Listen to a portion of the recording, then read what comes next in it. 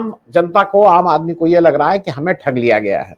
Vote किसी को देते हैं, वो वोट देने के बाद भी वो पार्टी कहीं रहती है, लेकिन फिर उसको तोड़ा जाता है, उस पार्टी को तोड़ के एक हिस्से को इधर लाया जाता है, उधर ले जाया जाता है, ये सब है।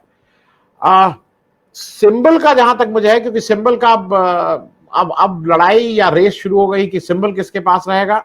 मेरा अपना सेंस ये कहता है कि सिंबल अजीत पवार को मिलेगा, क्योंकि कल उनके यहां से छगन भुजबल जी का ने कहा भी है, प्रेस से बात करते हुए उन्होंने कहा कि भाई हम लोग इसकी तैयारी कोई सोते सोते नहीं किया आज की और सुबह उठ के आ गए। उन्होंने कहा इसकी तैयारी हम बहुत दिनों से कर रहे थे, हमारे पास हम सबके एफिडेविट साइन करा रहे हैं, और ये भी तय है कि ग्राउंड पे शरद पवार जितने मेटिकुलस हैं, तो उनके यहाँ उनके जो साथ में काम किया वो भी उतने ही मेटिकुलस होंगे।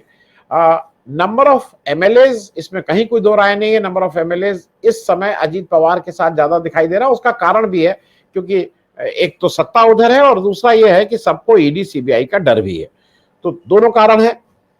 एक बड़ा कारण यह भी है कि यहाँ पे लोग ज्यादा इसलिए भी दिख रहे हैं क्योंकि स्पीकर साहब जो हैं वो कोई निर्णय नहीं लेते हैं, वो निर्णय कोई लेते नहीं है। अब स्पीकर अगर कोई निर्णय नहीं लेंगे तो कोई भी डिस्क्वालीफाई नहीं होगा।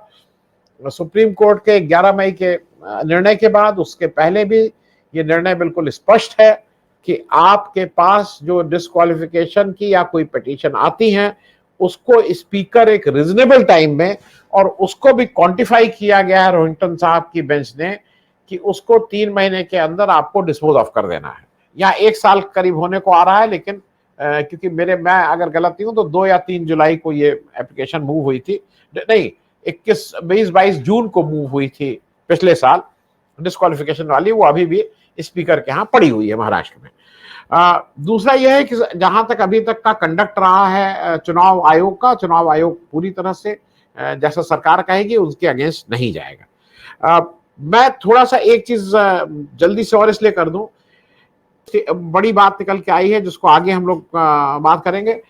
एक तरफ अजीत पवार ने हमला बोला है शरद पवार की एज को लेके, तो सुशील मोदी साहब ने हमला बोला है लालू यादव जी की एज को लेके। मैं अपनी बातचीत यहीं से शुरू कर रहा हूं। सतीश झा साहब, सबसे पहले मैं आपके पास इसलिए आ रहा हूं, बाइडेन साहब इस एज में दूसरा टर्म करने जा रहे हैं, और इस एज में भी बाइडेन साहब कई बार लड़खड़ाते हुए दिखे, कहीं गिरे, लेकिन अगर मेंटली वो फिट हैं और उनको अगर वो चल फिर रहे हैं ठीक से, फिर वो साइकिल चलाते हुए भी दिखाए गए। ये 2-3 लोगों का, ये मेरे हिसाब से एज की वजह से एक्टिव पॉलिटिक्स का शायद अंतिम इलेक्शन हो। मैं उस पर नाम ले रहा हूं शरद पवार साहब, लालू जी, देवेगौड़ा साहब और शायद फारूक अब्दुल्ला साहब। ये सब लोग उम्र के ऐसे वहां पे खड़े हैं कि जहां पे इनका, मैं थोड़ा आपसे ये पूछना चाह रहा हूं, क्या ये भी एक हिंड्रेंस होगा? क्योंकि हमारे गांव में, हम यूपी की बात बता दें, कई बार ये आपके फायदे में रहता है, सिंपैथी वोट मिलता है कि अरे ये अंतिम चुनाव बाबू अंतिम चुनाव आपकी। तो ये अंतिम चुनाव जो है, ये जो अभी इन लोग कह रहे हैं ना कि उनका वो बुढ़े हो गए, अंतिम चुनाव कहीं अगर अच्छा खिलाड़ी है तो अपने पक्ष में मोड़ सकता है। तो थोड़ा सा जो भी महाराष्ट्र में हुआ, क्योंकि कल आपसे बात नहीं हो पाई थी, महाराष्ट्र के जो भी हो रहा है उस पर एक टिप्पणी। चीजें अभी हालांकि साफ हो गई हैं, लेकिन अभी भी कुछ लोग कह रहे हैं कि नहीं ये मिली जुली कुश्ती है, उस पर एक टिप्पणी। और क्या उनकी एज आड़े हाथ आएगी? It will be an disadvantage to Sharad Pawar साहब, हिज एज। ओके, जहां तक मेरा मानना है, ये बात शुरुआत में घर की थी, लेकिन धीरे धीरे उनके हाथ से निकलती चली गई। तो जो ये सब मान रहे थे कि चूंकि इतने सारे केस हैं तो कुछ करना चाहिए, लेकिन इसको लेकर के बात इस तरह बढ़ जाएगी, इसका अंदाज लोगों को नहीं था। और शरद पवार की पहली मजबूरी उनकी बेटी उनकी वारिस होना, उसको बनाना चाहते हैं। और अजीत को उन्होंने पसंद कभी किया नहीं, लेकिन बाकी सब में वही एक व्यक्ति था जो कि राजनीति में काफी उसकी रुचि थी, तो उनको आगे बढ़ाना पड़ा। लेकिन हमेशा उनके साथ एक द्वंद्व सा रहता था कि इसको कहाँ तक ले जाएं, कहाँ रोकें। लेकिन जब उन्होंने पहली बार अजीत पवार ने जो सुबह की शपथ ली, जब सरकार कह रहे हैं, जब 2019 की बात कर रहे हैं, जब उन्होंने पहली बार शपथ ली, तो उसके बाद जो तमाशा हुआ वो सारा शरद पवार जी ने खुद किया था, उन्होंने खुद ही मान लिया है उसको तो। और उसके बाद से जो बात शुरू हुई है अब, जब उन्होंने अजीत पवार को वर्किंग प्रेसिडेंट नहीं बनाया, ना कोई ऐसी जगह दी जो उसको चाहते थे, तब से ये अंदर जो सुगबुगाहट थी बहुत बढ़ गई थी। और अब उनके हाथ से बात निकल चुकी है, क्योंकि अब जो अजीत पवार कह रहे हैं ये अपने आप में काफी जुगाड़ू आदमी ये भी है, और इन्होंने सीखा शरद पवार से, उन्हीं के छात्र भी रहे हैं, उनके गुरु भी हैं, तो गुरु से काफी सीखा है। अब सवाल ये है कि ये गुरु वो तो नहीं है जो हम सुना था कि आखिरी दांव नहीं सिखाया था, ऐसा तो है कि नहीं, वो देखना पड़ेगा। लेकिन सब मिला करके शरद पवार की स्थिति आज थोड़ा सा कमजोर है, ये सभी मान रहे हैं। और उसमें अब ये कई चीजें हैं जो लीगली क्या होता है उसके ऊपर देखिए। अगर मान लीजिए एक नाथ शिंदे के 16 मान लीजिए डिस्क्वालीफाई हो गए, उससे क्या फर्क पड़ेगा? इनको लाने से वो फर्क खत्म हो गया, इनके लाने से वो सरकार से भी स्टेबल रहेगी। तो बीजेपी ने जो ये खेल किया है, ये बेसिकली अमित शाह का जो भी खेल है, उसमें उसने दिखा दिया कि हम, अगर आप शेर है तो हम सवा शेर है, उससे ये दिखा दिया। शेर और ये शेर और सवा शेर की बात हो रही है, उसमें अमित शाह ने अंत में मान लीजिए कि अपनी प्रभुता साबित कर दी है, मुझे ऐसा लग रहा है।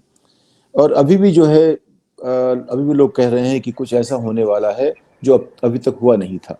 ये लोग मान रहे हैं कि शरद पवार कोई राइट ऑफ करना नहीं चाहता, कितनी भी आप बात कर लो, जब तक कि वो वाकई खत्म नहीं हो जाते तब तक, जब तक सांस है, लोग उसको राइट ऑफ करने को तैयार नहीं।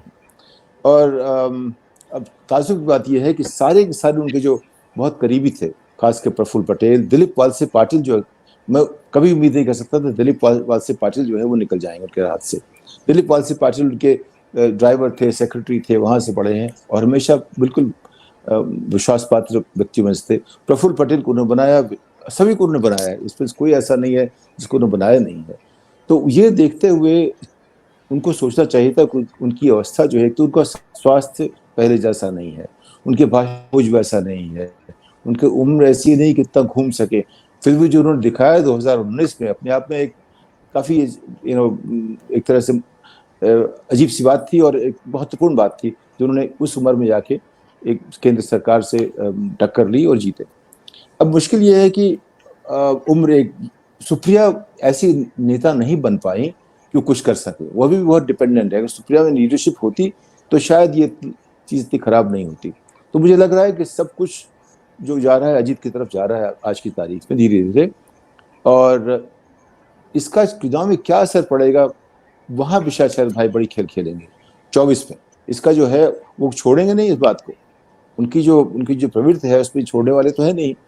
तो हार के खड़ा होना उनका उनका पुराना पूरा आप देखिए इतिहास यही है, आज हारते हैं कल जीतते हैं तो चले जाएंगे। तो मुझे लगता है कि वो अगर इसमें वो हार गए तो 24 पर उनकी नजर है, वो उस पर कुछ ना कुछ कोशिश करते रहेंगे। जहाँ तक उम्र का सवाल है, अगर आप देखें तो सबसे ज्यादा उम्र के पहले जो प्रेसिडेंट बने थे रोनाल्ड रेगन, तो लोग कहते थे इतनी उम्र का कोई राष्ट्रपति था नहीं वहां। उसके बाद से अब देखा दूसरा ट्रम्प बना, तो ट्रम्प उनसे भी बड़ा था। फिर बाइडन आए, उनसे भी और बड़े हैं, बाइडन 80 के ऊपर जा चुके हैं। लेकिन उनके ऊपर हमेशा आक्षेप ये लगता है कि इनकी उम्र में और उनकी स्मरण शक्ति में और जो बौद्धिक ताकत है उन सब में जो है जो ह्रास आता है उम्र के साथ, वो दिखता है। लेकिन बाइडन को लोग मानते हैं कि अच्छे आदमी। अपने देश में देखिए कामराज शुरू हुई बात, कामराज को जो हटाया गया उम्र के नाम पर हटाया गया, और उसके बाद कोई ऐसा बहुत बड़ा आंदोलन किसी पार्टी में नहीं आया 75 में आप खत्म कर दीजिए। इन्होंने बात तो की थी भाजपा में, लेकिन उसका पूरा का पूरा क्या कहते हैं उस पर अमल नहीं हो रहा है अभी तक। तो उम्र की बात जो है ये संस्कृति परक है। अमेरिका ने कभी भी सोचा नहीं था उसके 80 साल का राष्ट्रपति होगा, वहां भी इसको स्वीकार किया है। तो वो तो स्थायी बात है, जब जब लोगों में बातचीत होती है वही बात अच्छी भी है, वही बात बुरी भी है। जब आप देखते हैं जो आज ठीक है वो कल ठीक नहीं है, डिपेंड करता है कौन उस बात को कह रहा है। तो मुझे लगता है कि अजीत पवार ने ये कह के कि उन्हें एक अच्छी तरह से कहा, एक तरह से कहिए कि हमारे गुरु हैं, सब कुछ हैं, मार्गदर्शक जो भी कह लीजिए, लेकिन उनको चाहते हैं मार्गदर्शक मंडल में बिठा दें।